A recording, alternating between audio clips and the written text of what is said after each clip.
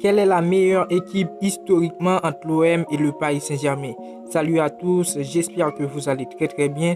On se retrouve pour une nouvelle vidéo dans laquelle on va parler du Paris Saint-Germain et de l'Olympique de Marseille. On va voir ensemble quelle est la meilleure équipe parmi les deux.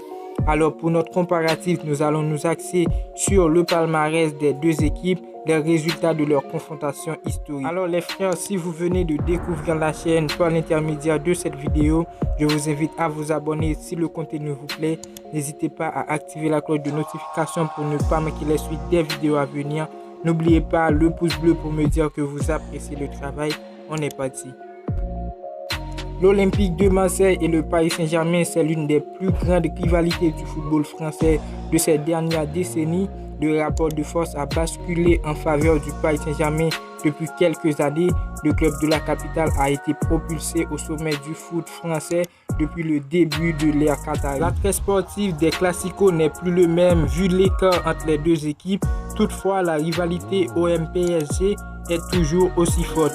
Si les résultats récents des deux équipes ne sont pas vraiment comparables, les choses sont différentes quand on considère le palmarès et les confrontations historiques. Malgré la neutre domination du Paris Saint-Germain ces 10 dernières années, l'Olympique de Marseille reste coude à coude, du moins pour le bilan de la Ligue 1. L'écart se creuse en considérant les autres compétitions, surtout en Coupe de France où le Paris Saint-Germain mène avec 10 victoires contre 1 pour l'Olympique de Marseille. Le Paris Saint-Germain est donc en avance sur les confrontations directes lors des fameux classicos OM Paris Saint-Germain. En 10 rencontres, toutes compétitions confondues, voici le bilan. 45 victoires pour le PSG, 34 victoires pour l'Olympique de Marseille, 21 matchs nuls. Les deux équipes ont disputé 83 matchs en Ligue 1 et sont à parfaite égalité à la date du 7 février 2021.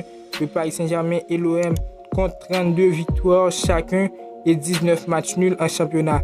Le Paris Saint-Germain est largement devant en Coupe de France avec 10 victoires contre 1 pour l'Olympique de Marseille et 2 matchs nuls. Le Paris Saint-Germain en compte 145 et l'Olympique de Marseille 118 sur ce premier volet du comparatif. C'est donc le Paris Saint-Germain qui a l'avantage. Quel club est le plus titré? Le Paris Saint-Germain a gagné 7 fois le championnat de France depuis 2013. Il ne l'a raté qu'une seule fois en 7 ans, ce qui lui permet d'arriver à un total de 9 championnats gagnés. L'Olympique de Marseille, en ce qui le concerne, n'a plus gagné la Ligue 1 depuis 2010 et avant cela, la dernière fois qu'il avait remporté le championnat remonte à 1992. Au total, le club phocéen compte 9 titres de champion à son palmarès. Là encore, les deux équipes sont à égalité. Voici le bilan global des trophées. Palmarès du Paris Saint-Germain, 44 trophées, 9 championnats, 1 titre de champion de division 2, 13 coupes de France, 9 coupes de la Ligue, 10 trophées des champions, une coupe d'Europe des vainqueurs de coupe, une coupe Intertoto.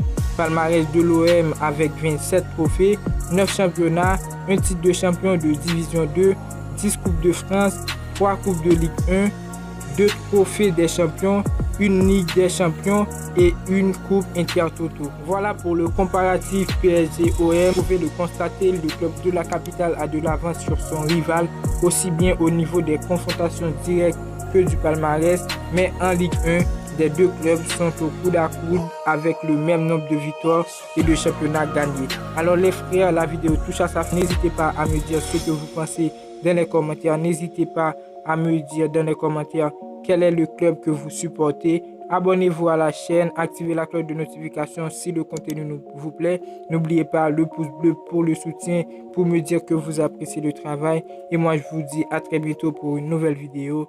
Ciao, ciao.